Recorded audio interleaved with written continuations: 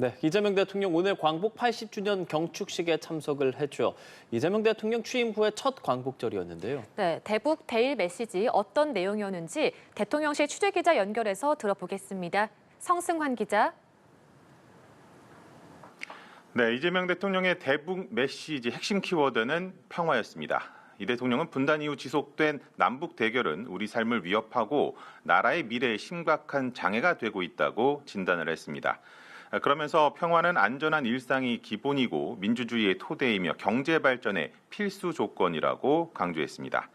이어 지난 정부 단절된 남북 대화를 언급하면서 엉킨 실타래일수록 인내심을 갖고 차근차근 풀어야 한다고 했는데요. 먼 미래를 말하기에 앞서 지금 당장 신뢰 회복과 대화 복원부터 시작하는 것이 순서라고 말했습니다. 이 대통령은 전단 살포 중단, 대북 확성기 방송 중단에 이어 앞으로도 실질적 긴장 완화와 신뢰 회복 조치를 취해 나갈 것이라고 말했습니다.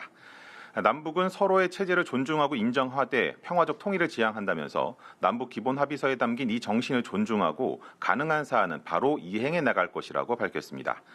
특히 남북 간 우발적 충돌 방지와 군사적 신뢰 구축을 위해 9.19 군사 합의를 선제적, 단계적으로 복원해 나겠다면서 평화 구축 로드맵 구상을 밝혔습니다. 북측의 체제를 존중하고 어떠한 형태의 흡수 통일도 추구하지 않을 것이며 일체 적대 행위를 할 뜻도 없음을 분명히 밝힌다고 강조했습니다. 이 대통령은 올해가 대립과 적대의 시대를 끝낼 새 시대를 함께 열 적기라면서 신뢰 회복과 대화 복원에 북측의 화답을 촉구했습니다. 한반도 비핵화와 관련된 구상도 나왔는데요. 이 대통령은 평화로운 한반도는 핵 없는 한반도라며 주변국과 우호적 협력을 기반으로 하는 한반도라고 규정했습니다. 비핵화는 단기에 해결할 수 없는 복합적이고 어려운 과제라면서도 남북, 미북 대화와 국제사회의 협력을 통해 평화적 해결의 실마리를 찾아 나가겠다고 밝혔습니다. 예, 대일 메시지는 미래의 방점을 찍었죠.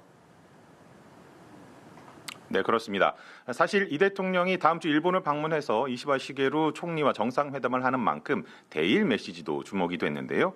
이 대통령은 올해가 광복 80주년이자 한일 수교 60주년이라면서 과거를 직시하되 미래로 나아가는 지혜를 발휘해야 할 때라고 말했습니다. 이 대통령 여전히 과거사 문제로 고통받고 있는 분들이 계시고 입장을 달리하는 갈등도 존재한다고 전제를 했습니다. 식민 지배에 맞서면서도 언젠가 양국이 진정한 이웃이 될 수 있을 것이라는 희망을 놓지 않았던 선열들의 염원을 이어가야 한다고 강조했습니다. 이 대통령은 일본은 마당을 같이 쓰는 우리의 이웃이자 경제 발전에 있어 떼놓고 생각할 수 없는 중요한 동반자라면서 양국이 신뢰를 기반으로 미래를 위해 협력해야 한다고 말했습니다. 국익 중심의 실용 외교 원칙으로 셔틀 외교를 통해 자주 만나고 솔직히 대화하면서 미래지향적인 상생 협력의 길을 모색하겠다고 강조했습니다. 그러면서 일본 정부가 과거의 아픈 역사를 직시하고 양국 간 신뢰가 훼손되지 않게 노력해 줄 것으로 기대한다고 했는데요. 이 대통령은 한미 관세 협상은 하나의 파도에 불과하다며 앞으로 또 다른 파도가 시시각각 밀려올 것이라고 내다봤습니다. 급변하는 질서에 제대로 대응하지 못하면 국가의 미래가 흔들리고 국민의 삶이 위협받게 된다고 했습니다.